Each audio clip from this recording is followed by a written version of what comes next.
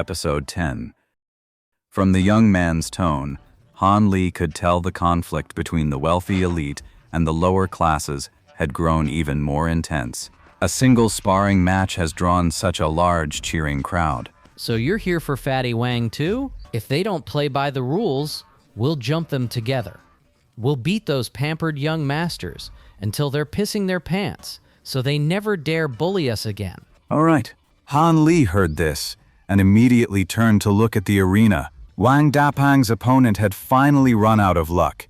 He failed to dodge the big man's meaty fist in time, took the punch square on the forehead, and crumpled to the ground, knocked out cold. Others, however, looked downright grim. Wang Dapang wore a triumphant grin, gave a showy bow to the crowd, and then waddled back to his own side with a pronounced sway of his hefty backside, all trace of his earlier ferocity in the match now gone. Two men from Zhang Changgui's side stepped forward and dragged their unconscious comrade back. Then, one more from each side stepped forward, one with a blade, the other with a sword. These two clearly had a fiery temper. Without a word, they raised their weapons and clashed in a flurry of ringing steel. The two combatants were a whirlwind of flashing steel, their weapons dancing as two blurs of cold light, clashing again and again in a deadlocked struggle. Han Li watched for a while, but couldn't make heads or tails of it.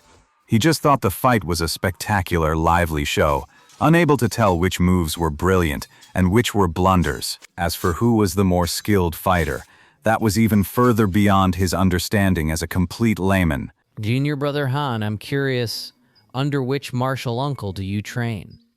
Now that you've emerged from your secluded meditation, your cultivation must have advanced by leaps and bounds, no? A few years ago, I was taken in as a disciple by a certain elder patron.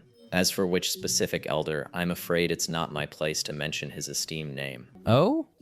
Brother Shi, you really are lucky. Your standing within the sect is bound to be high, and your future is bright. Well, I hope you'll give me a hand if the chance comes up, senior brother. Senior brother Han, you're clearly no ordinary fish in a pond. Soaring to great heights in the future is a sure thing. He's dark-skinned and looks so dull-witted.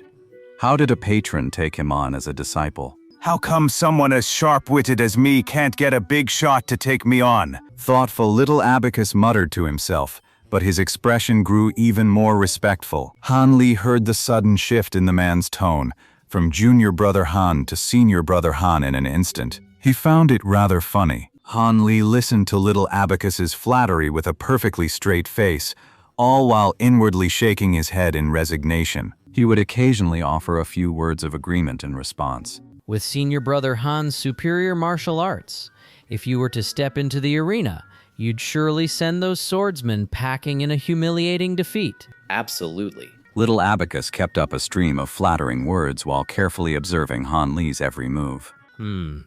That's strange. A disciple of the temple should have profound internal energy and formidable skills, but I can't get a read on this guy at all. His temples aren't bulging, and there's no gleam in his eyes. He looks like someone who's never practiced martial arts at all. It's over. Little Abacus was startled, his gaze snapping back to the arena. Sure enough, the swordsman had tossed his blade aside. One arm was gushing blood, while his other hand pressed tightly against the wound, his face ashen. He doesn't look like a man who accepts defeat gracefully. It's no wonder. Their martial arts were on par. They just fell for a trick and lost by a single, unlucky move. Little Abacus watched the scene unfold, his face etched with regret. What a shame, what a shame. What's going on? What's so regrettable about it? If Wang Fatso's side wins this match, they'll have 3 victories. The final round won't even be necessary. Still didn't win, though. Oh, but it's fine. Now there's just the final match left. The fighter for Wang the Fat's side is the most skilled martial artist among our generation of disciples. His thunderbolt blade technique is ferocious beyond compare. It can shatter stone and sunder metal. Seeing senior brother Li's signature blade technique will make this trip worth it. No matter who Zhang Changui sends out, we've already won. Surprised it already the final match. Who is this senior brother Li? How come I don't know him? At that moment, a cold-faced youth stepped out from Wang Dapang's side. The youth, a coldly gleaming long blade in hand. advanced step by step to the center of the arena.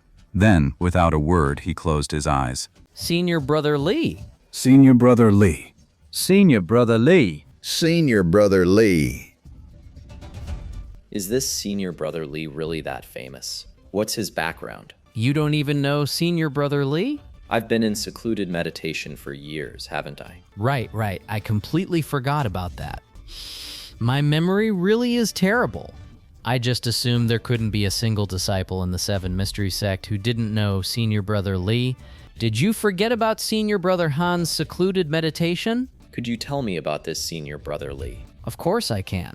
And I'm not just blowing smoke here. Not only do us younger disciples know all about Senior Brother Lee's story, but even the older Senior Brothers know plenty. This Senior Brother Lee, he came up the mountain 4 years ago too. He didn't pass the test on his first try, so he became a probationary disciple. But in the test 6 months later, he not only took first place in every single event, but in the final sparring match against the senior disciples, he was the only one who lasted more than 30 moves. That record shattered the test scores of all the previous disciples.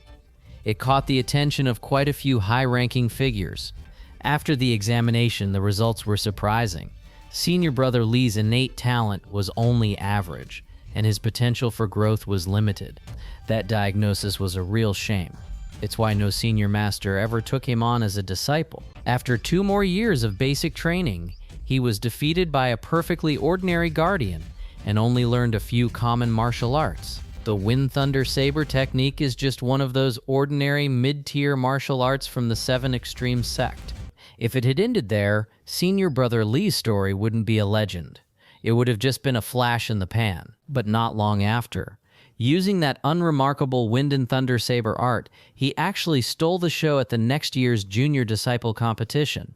He charged straight into the top 16, becoming the only new recruit to rank so high. And that, once again, made him the center of the sect master's attention. In all the subsequent contests, Senior Brother Lee was unstoppable every single time, taking top spots with sheer ferocity. He really made us new disciples look good.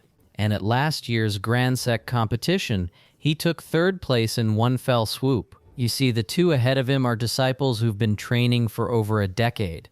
Sure, they're of the younger generation, but they're already in their late 20s. Their internal energy cultivation is simply far more seasoned than his. Many disciples believe that if Senior Brother Lee had the same level of internal strength as them, he'd snatch 1st place without breaking a sweat. And so Senior Brother Lee caught the higher-ups' attention once more. He was personally selected to leave the mountain and took part in several major external operations. While the other new disciples were still training hard within the sect, he was already racking up merits for the Seven Extreme sect, earning a fearsome reputation in the Jianghu as the Fierce Tiger. And I hear he's even about to be granted a special exception to enter the Seven Extremes Hall, to cultivate even more profound martial arts. Thoughtful.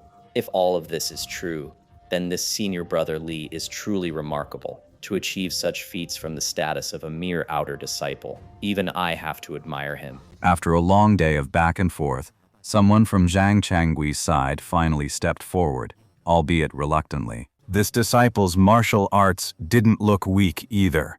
He drew a gleaming, flexible sword from his waist. The rapier was no thicker than a thumb, supple and seemingly limp.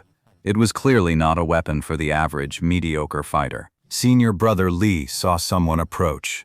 He slowly opened his eyes, his gaze sharp and full of vigor. A thunderous roar, like a clap of thunder in a clear sky, shook the entire arena, making everyone's ears ring. The opponent staggered back, his face twisting in terror. The shout was still echoing as the long sword swept into motion. A flash of steel, a whirlwind of technique in an instant.